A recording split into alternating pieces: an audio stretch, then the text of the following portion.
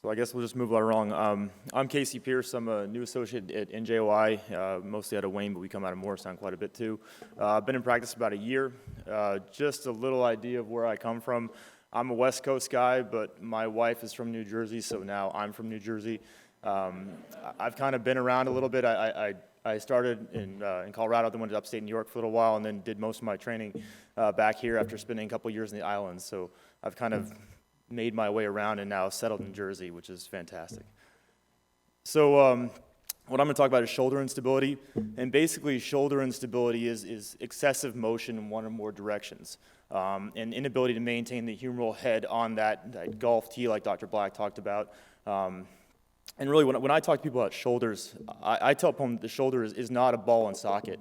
It's a ball on a dinner plate. You know, it wants to escape, it wants to get out, and the only things holding it in place are really the dynamic stabilizers. We talked about the muscles and the labrum. So understanding shoulder stability and the challenges it presents is very important, and understanding that laxity and instability are not the same things. Laxity is the painless patient. That's your MDI patient, your Ehlers-Danlos, your Marfan's, whereas instability is your traumatic or your patient that's actually hurt and has a problem. We talk about multidirectional instability. That's your inferior component. Traumatic stability tends to be anterior or posterior or a combination of both. When you start talking about inferior, that's when you're more concerned about someone who has a more ligamentous problem that's stretching rather than trauma or tearing. And then throwers are a whole different ballgame where you can go back and forth. So we talked about the anatomy. I'm not going to beat that in the ground too much, but it's important to remember that there are 3 articulations of the shoulder, and each of them are separate and contribute to the stability of your shoulder in their own unique fashion and should be tested when you're examining a patient. Static stabilizers, Dr. Black and Dr. Epstein hammered those. Dynamic stabilizers, the muscles and tendons, they all work together, so it's this kind of 3-component balance you're talking about. Just a quick comment about the glenoid and the labrum. It only contributes about 20% of your stability. It's this big deepening effect on the glenoid, kind of creates like a suction seal, and then it acts as that buttress to keep the shoulder from riding out, in all directions. The labrum itself, like I said, it increases the diameter, and in thinking about directionally wise, the superior inferior diameter by 75% and anterior posterior by 50%. So it gives you more of a buttress to that golf tee, or however you want to think about it. And then the static stabilizers, they change with the direction of your shoulder, with the position of your shoulder, whether you're elevated out to your side or up above your head. They work in different fashions. And I think this is a good representation of those glenohumeral ligaments and how they interact depending on the position of your shoulder, which isn't necessary to understand if you're treating patients in the office, but it's a good idea to have in the back of your head that there are different components of your shoulder based on the location and the position of your shoulder. And then compressive stability.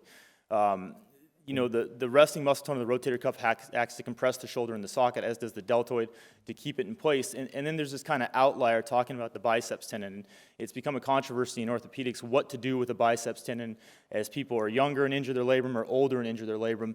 And I think it's still kind of out in the woods of what exactly it does, whether it's a humeral head compressor or it just kind of is there because that's where it was put. My mentors kind of said, God wouldn't have put it there if it didn't have to do something, so don't take it unless you have to. But I've kind of become a guy that cuts a lot of biceps tendons in my practice, so maybe I didn't listen very well. And then deltoid stability is very important. When you see patients that dislocate their shoulders and they may have a transient axillary nerve palsy, that's often the x-ray you get where the shoulder's relocated but looks like it's sitting nice and low. And that's part of understanding your shoulder anatomy and how these muscles and tendons and ligaments contribute together, that if someone is dislocated, has a bunch of blood in their shoulder maybe, and now has a deltoid palsy, they're not going to sit perfectly back home. So, just keep that in mind when you see patients in the emergency department or in your practice that have had a dislocated shoulder. So diagnosing instability can be difficult. Just like any other injury, getting a focused history is very important, but then developing your own kind of pathway of examination and finding tests that work in your hands to help recreate instability and pain and diagnose these problems is important. And then proceeding with appropriate imaging and testing and knowing what to order after you examine them is key. So this is something I love showing anyone, whether it's young residents or primary care doctors or anyone that's going to talk about shoulder evaluation, is there's a million tests for shoulder instability, for rotator cuff tears, and for arthritis, and none of them are great. So no set series of exams is going to give you that perfect exam where you can diagnose every patient. But getting yourself a variety of tests where you can kind of parse out, pathology and understanding how they contribute to each part of the anatomic structures and the function of the shoulder is important. So, getting comfortable with certain tests, I think, is the key to do it, and I'll show you what I think is important for instability, and hopefully that helps you.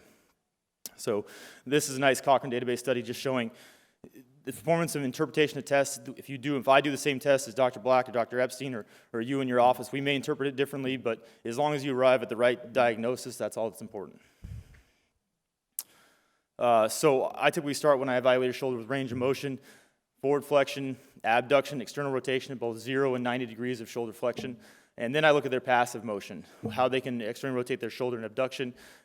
You've got to be careful when patients show you their motion, as well as when you check their motion, that they're not compensating with their scapula, that they're not hiking their scapula up to give themselves more motion. So oftentimes putting a hand on the scapula to stabilize it as you evaluate a patient is key to making sure you're not letting them kind of trick you.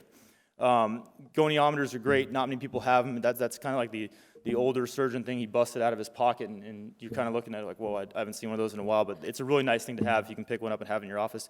The most important part is being consistent, and just like any exam, any joint you're examining, look at the other side to make sure they don't have something abnormal going on. That's just how they are. So these are all the defined motions that are supposed to be normal, but really it's what's normal for them, so look at the opposite side. Just some specific tests that I find very helpful for instability in particular. The anterior shoulder instability or anterior shoulder laxity is the Lachman or ACL test of the shoulder. So basically what you're doing is you're putting the patient on their back, shoulder up the side, flexed to about 90 degrees, and then you externally rotate their arm, which oftentimes in anterior instability can become painful. Like Dr. Black was saying, that puts stress on the anterior capsule where the anterior labrum is, and if they have a problem there, it can already be painful just getting back there. So you have to be careful you don't dislocate their shoulder when you do this maneuver. And then you put your hand on the head of the humerus and try and translate it against the glenoid, both anteriorly and posteriorly, and you'll feel it if they have true instability, either ride up the glenoid rim or even come all the way out or even just perch on the edge. A relocation test is another nice one. Like I said, people can experience instability with that external rotation. So starting to rotate someone externally with their arm up at the side, they'll start to feel like their shoulder is going to come out of the socket. And then all you do is you just put your hand right on the humeral head and forcefully push it back posterior in the glenoid, and they're going to feel like you have restored that stability in their shoulder.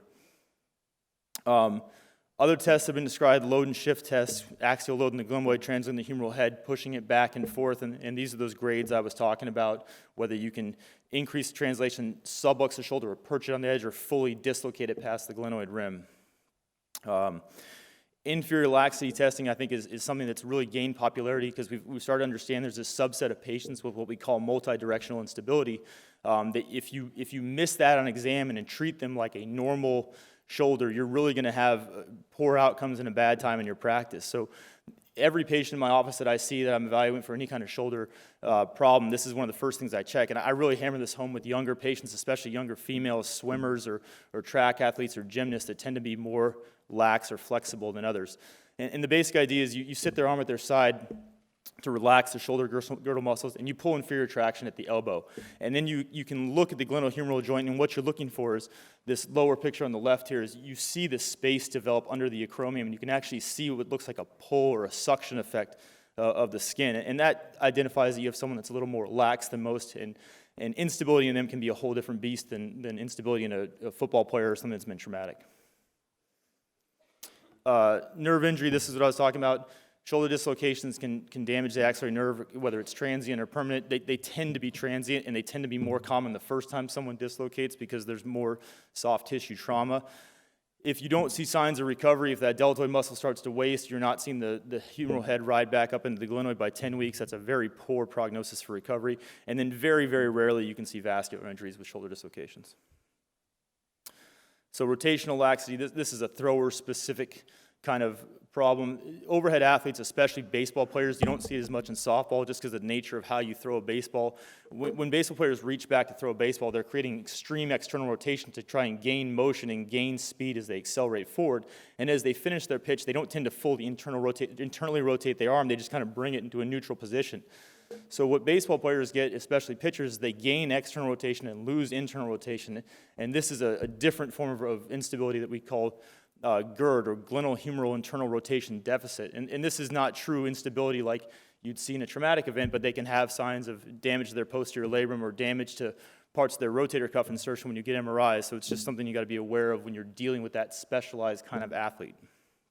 In terms of describing laxity, usually the keys are directional. We like to talk about anterior, posterior, but also the frequency can be very important, as is the causes, how it happened or when it happened, and then how far the shoulder actually went out. Did it truly dislocate and have to be relocated by an athletic trainer or someone in the ER or a physician, or did it just kind of ride back and forth, or is it one of those things when you move your arm around, it just doesn't feel like it's staying at home and it's getting all over the place?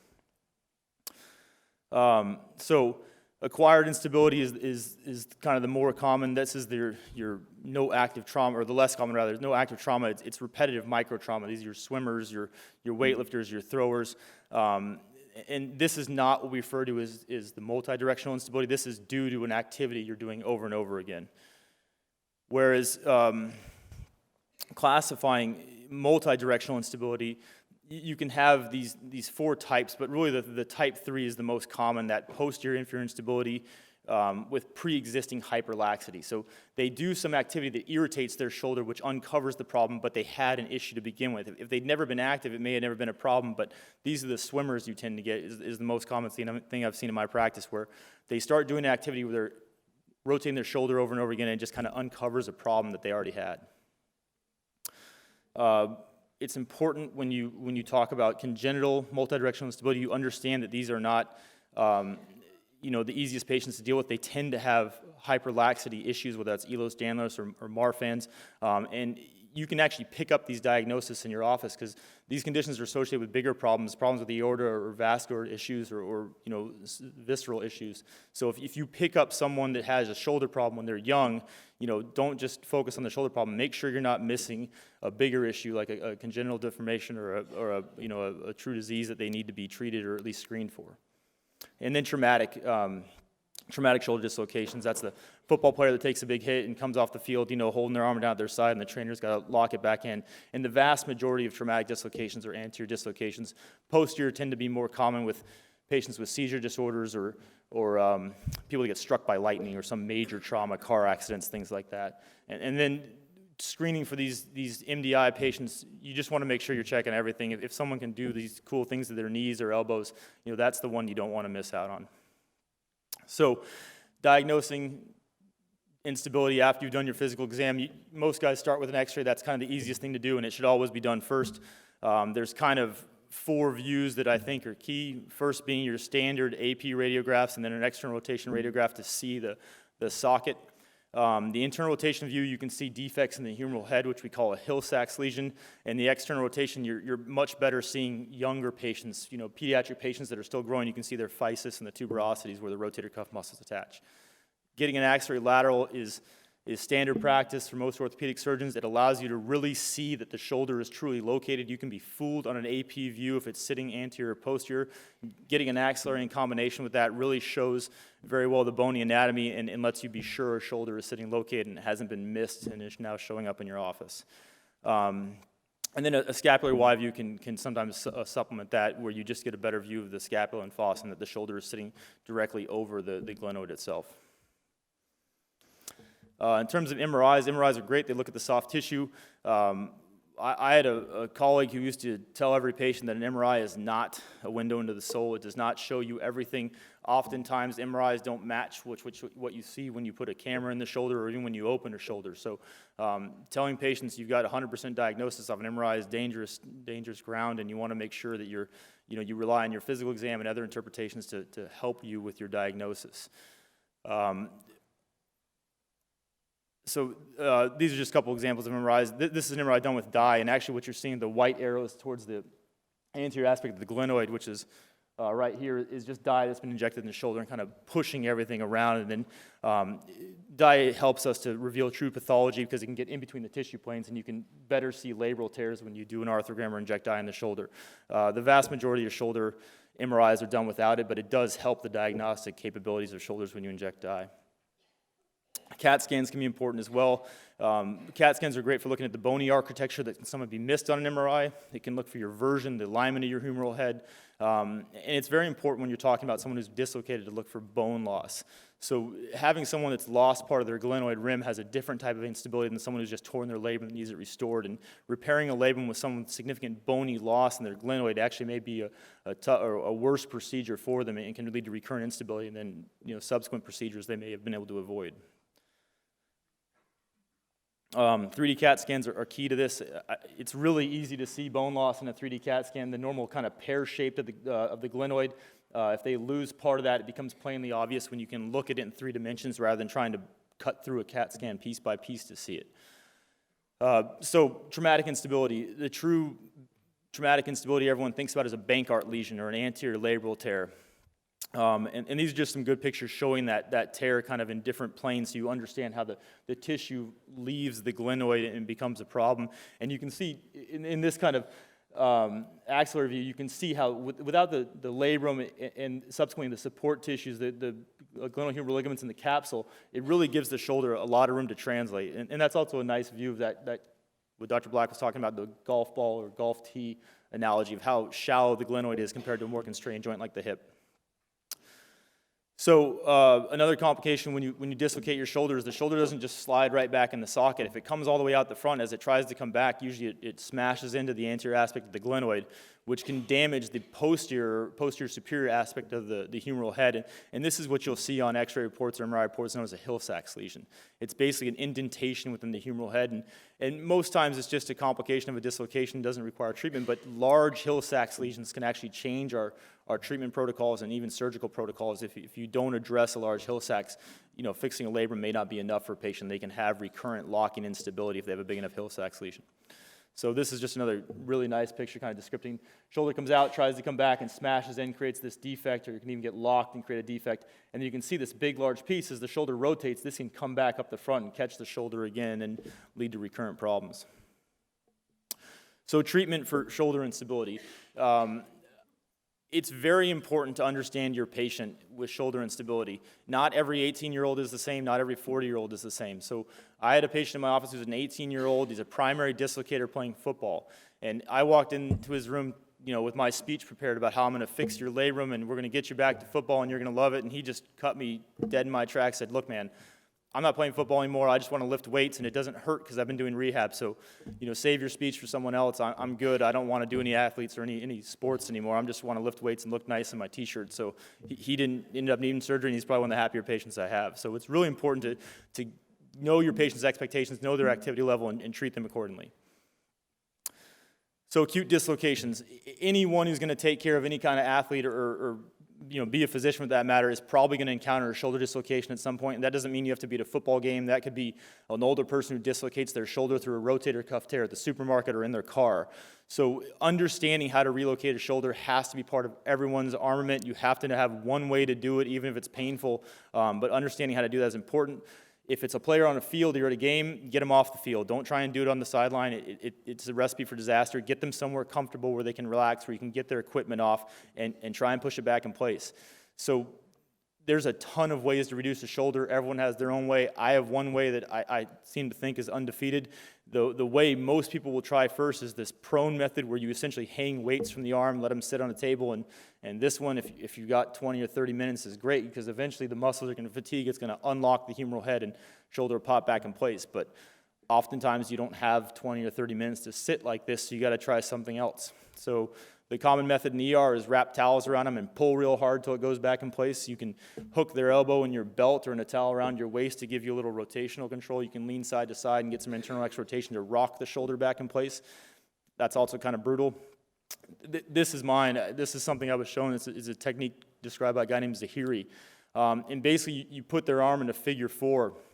It kind of looks like this. So you grab the affected arm, you lay them down nice and flat, and they got to be about below your waist. You grab their affected arm with the same arm on your side, and then you cross your arm underneath, which you can see them starting to do here, and then you bring it over and you lock your arm to lock their forearm within yours. And then all you really do is just lift up. You kind of stand up because they're going to be low to you. Hold it for about 20 or 30 seconds, and you feel that shoulder relax because they can't lift your body weight. And as soon as it relaxes, just roll them internally. shoulder goes in. And if it doesn't work, you do it again. It doesn't hurt them all that bad. And the best part about this is you don't have to sedate a patient. You can do this on the field, in the supermarket. You can do it in your house if you want to, if a friend dislocates their shoulder. So understanding how to do this or do something like this is very important, and I'm happy to show in the breakout sections how to do this. It's very easy once you figure out how to put your arms in the right way, and something that you should really have in your back pocket. So conservative treatment. Conservative treatment is good for initial management of shoulder dislocations in all populations. In younger populations, it's important to understand that conservative treatment will restore strength. It will not restore stability. They will still have some functional element of instability, whether that's micro instability or major dislocating instability, but it's definitely the first line for everyone. They should regain their strength and motion before you think about doing too much. Arthroscopic treatment is kind of the gold standard nowadays. Article back in 2002 looked at operative versus non-operative treatment and repair with these first-generation anchors, and that's kind of what you're seeing in this picture. Is the idea is the labrum was torn off this glenoid rim right here, so this is socket or glenoid, this is ball back here, and this is capsule. This is the labrum that's been stitched back, and basically what we do is put what look like drywall screws into the bone. They have sutures that come off, and then you tie the labrum back into place along with part of the capsule to reapproximate it and tighten the shoulder back up. And basically what they found was kind of what they expected. Big amounts of recurrent instability in the non-operative population, limited instability in the operative population. So arthroscopic stabilization, this is what was mentioned before with Dr. Epstein. More and more people are taking primary dislocators back for operative stabilization. Usually that's arthroscopic. We've expanded our ability to do these procedures with better implants and better techniques. Some of the difficulties you can have are with visualization and preparation of the bone, as well as the ability of the implants you're using to do their job. But as we get better and better at this, very few people are still doing open shoulder stabilizations for simple lesions. And these are those anchors I was talking about, just to give you a kind of visual idea of what they do. Adolescent athletes are kind of a more difficult population. They tend to have a higher failure rate, and that's because they tend to be more flexible and have other issues going on. So there is a higher revision rate if you're treating a younger patient. And then football players are kind of a different beast, high impact activities. There is some argument that open stabilization or open procedures in football players are still the gold standard, and that's because you actually, by opening them, they tend to lose some external rotation, and so you stabilize their shoulder and prevent them from getting to the position which allows them to dislocate. Open versus arthroscopic kind of beat this to death. Arthroscopic has similar efficacy. The difference you see is you tend to have a slightly higher recurrence rate in arthroscopic and a slightly larger loss of motion in open procedures. So we'll skip this one just in the essence of time, but the last thing I want to talk about is bony lesions. So when you have bone loss, we talk about secondary procedures to restore the bone. So you can imagine if you've lost part of your anterior glenoid, which would be right here, you have to do something rather than repair the labrum. And the kind of gold standard is a French procedure known as a Latarjet procedure, which is basically restoring that bone by adding bone to it. And you can do it a variety of ways, but the French would describe taking a piece of the coracoid still attached to this conjoint tendon and basically bringing that to the anterior glenoid and then putting screws into it and repairing the labrum underneath it to try and restore some bone stock. And it gives it kind of a three-dimensional addition where you recreate the anterior inferior bone as well as creating this kind of buffer, and then you get this sling from the conjoint tendon that helps keep your shoulder in place as well. And that's this idea. This bone loss is what you need to do something about, and you can do that with allograft with dead tissue as well. But the using the conjoint and the coracoid has been described to have very good outcomes. Last thing, I'll blow this just quickly, but multidirectional instability is a different beast. Fixing a labrum is important, but you can't leave them with this lax shoulder capsule. So we talk about doing capsular shifts, making cuts in the capsule, or a cut in the capsule and then shifting the pieces past one another to basically take what was a large circle and then kind of shift it down and make it into a smaller volumetric sphere that allows for less instability. And then you create this double band anterior capsule that prevents the problems they were having. And this is just a better representation of it. So instability, very common problem in the active population. Learn how to reduce the shoulder. It's something you got to have in your back pocket. You don't want to be the one that says, sorry, I can't help you. Open procedures are still technically the gold standard, but arthroscopic indications have bumped up, and the vast majority of surgeons will do arthroscopic stabilizations.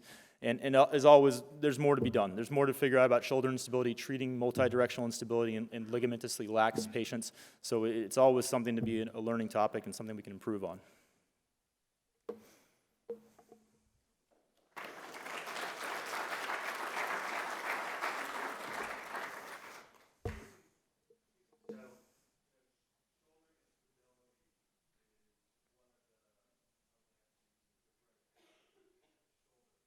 Sure.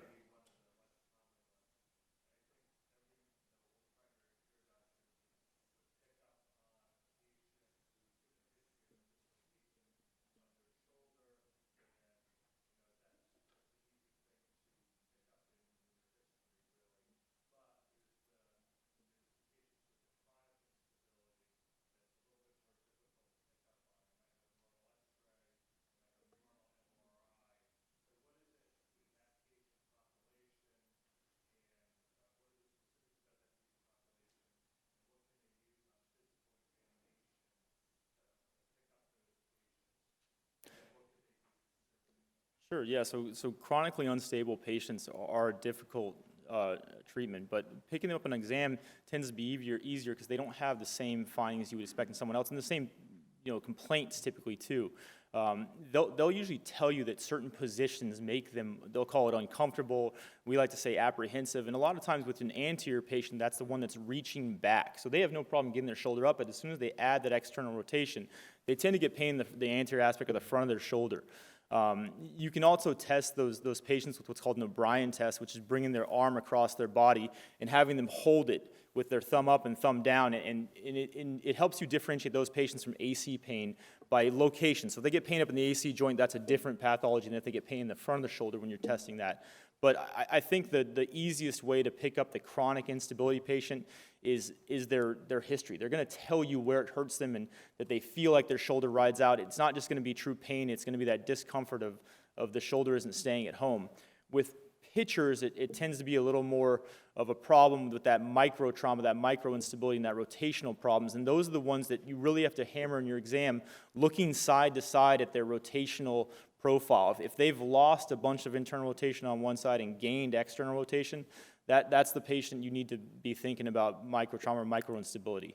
And then the older patient with instability it can be slap tears or rotator cuff insufficiency, but it's still a similar pickup on those. And I think that's where, getting used to doing these exam techniques I discussed, like Lachman's and load and shift tests, and moving the shoulder back and forth with a patient prone and understanding how that humeral head translates on the glenoid is a key part of your exam and something you don't want to not be able to do or not be comfortable with because you can mistake cuff pathology for labral pathology in that situation.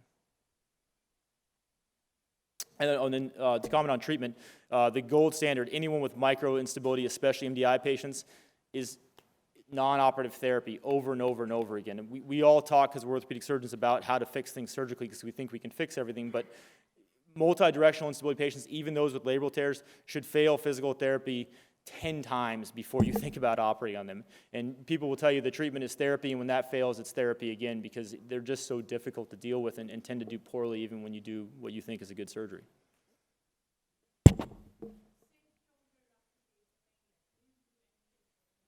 Painless shoulder laxity, I don't. I mean, true laxity that's non-pathologic, non-painful doesn't need to be treated unless they're creating some sort of bony problem, but by then it will be painful. So painless shoulder instability, the super flexible guy you see on the street that can put his hand behind his back and scratch his left knee with his right arm, that you don't have to worry about that guy. He's not going to have a problem.